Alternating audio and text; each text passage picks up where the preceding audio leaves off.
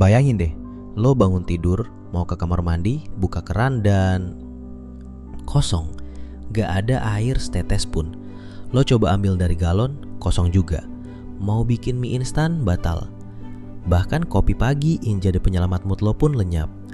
Sekarang bayangin, bukan cuma di rumah lo, tapi di seluruh kota. Semua keran kering, semua galon kosong, semua sungai menghilang. Dalam beberapa hari aja, orang-orang mulai panik.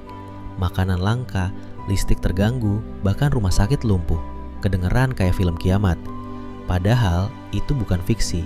Itu adalah kenyataan yang udah dialami peradaban besar sebelum kita. Bangsa Maya, Mesir, hingga kerajaan-kerajaan Timur Tengah kuno semua pernah tumbang gara-gara gagal ngatur satu hal yang kelihatannya sepele, air.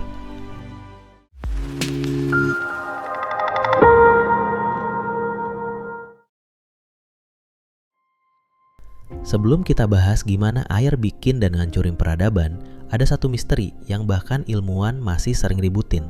Sebenarnya air di bumi ini datang dari mana?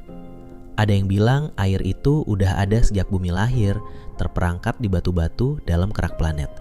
Tapi ada juga teori yang bilang air dibawa sama komet dan asteroid yang nabrak bumi miliaran tahun lalu. Bayangin, kalau teori kedua ini benar, berarti tiap kali kita minum, kita sebenarnya lagi ngeguyur tenggorokan pakai cairan kosmik, oleh-oleh dari luar angkasa.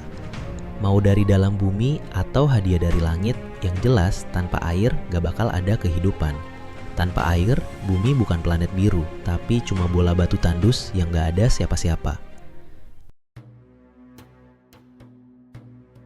Di Mesir kuno, sungai Nil jadi sumber segalanya. Setiap kali Nil meluap, tanah di sekitarnya berubah jadi lahan pertanian subur. Gandum tumbuh, rakyat makan, dan Firaun bisa bangun piramida megah. Tapi ketika banjir Nil berubah atau airnya berkurang, kelaparan langsung melanda. Bisa dibilang Mesir kuno hidup dan mati bareng sungai Nil. Di Timur Tengah, Mesopotamia berdiri di antara Tigris dan Eufrat.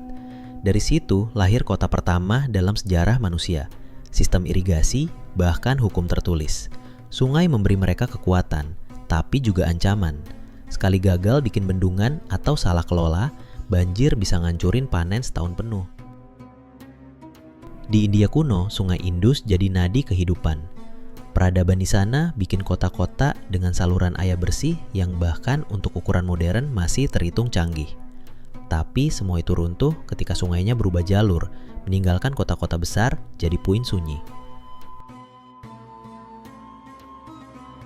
Di Tiongkok, Sungai Kuning jadi sumber kehidupan sekaligus malapetaka.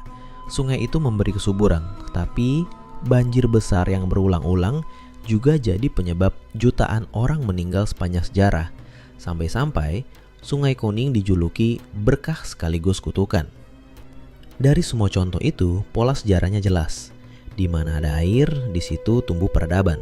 Tapi kalau airnya hilang, peradaban ikut hilang. Sekarang kita balik ke zaman kita. Modern, penuh teknologi, katanya serba canggih. Harusnya krisis air udah gak jadi masalah kan? Nyatanya lebih parah. Menurut laporan PBB, lebih dari 2 miliar orang di dunia masih kesulitan dapat akses air bersih. Bayangin, di satu sisi ada orang yang mandi pakai shower 20 menit sambil karaoke. Di sisi lain ada keluarga yang jalan kaki berjam-jam cuma buat ambil 1 ember air keruh. Di Jakarta, permukaan tanah turun gara-gara orang-orang kebanyakan nyedot air tanah. Saking parahnya, ada wilayah yang turun lebih dari 4 meter dalam 25 tahun terakhir.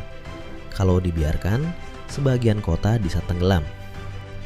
Ironisnya, kita kebanjiran tiap musim hujan, tapi kekeringan tiap musim kemarau. Kayak hidup di timeline toksik. Salah dikit langsung kena dua-duanya. Di luar negeri, krisis air malah jadi lebih nyata. Di Cape Town, Afrika Selatan, tahun 2018 pernah ada yang disebut Day Zero, hari ketika kota itu diprediksi kehabisan air total. Warga dikasih jatah cuma 50 liter per hari, bandingin sama rata-rata orang Amerika yang ngabisin 300 liter sehari.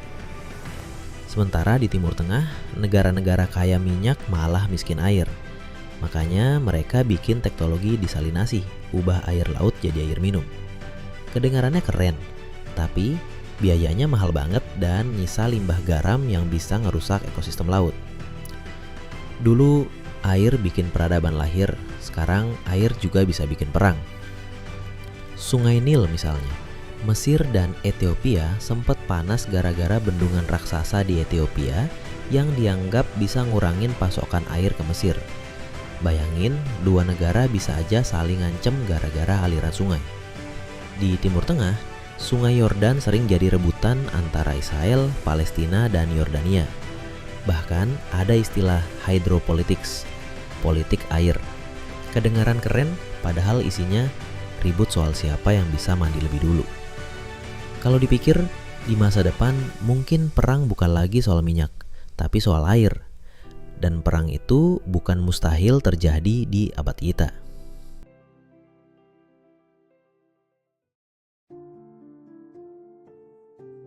Tapi gak semua berita buruk, ada juga harapan. Teknologi baru mulai bermunculan.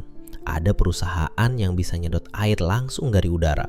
Meskipun mahal, tapi buktiin kalau solusi itu ada. Ada juga riset tentang cloud seeding alias bikin hujan buatan. Walau sering diprotes karena hujan yang dipaksa kadang malah bikin banjir di tempat lain. Selain teknologi, kesadaran kecil juga penting. Bayangin kalau miliaran orang di dunia bisa hemat air barang segelas sehari aja. Itu udah sama dengan jutaan liter yang bisa diselamatkan tiap hari. Mungkin kedengarannya sepele, tapi kalau sejarah udah ngajarin kita satu hal, itu adalah air selalu menang. Lo bisa bikin piramida, bisa bikin kerajaan, bahkan bisa bikin bom atom. Tapi kalau lo gagal ngatur air, semua itu bisa hancur dalam sekejap. Jadi, lain kali kalau lo lagi nyalain keran dan air ngalir deras, ingatlah, itu bukan hal remeh. Itu adalah alasan kenapa kita bisa hidup, sekolah, kerja, bahkan rebahan nonton YouTube. Sekian pura-pura pintar hari ini. Ingat, pura-pura pintar lama-lama bisa bikin beneran pintar.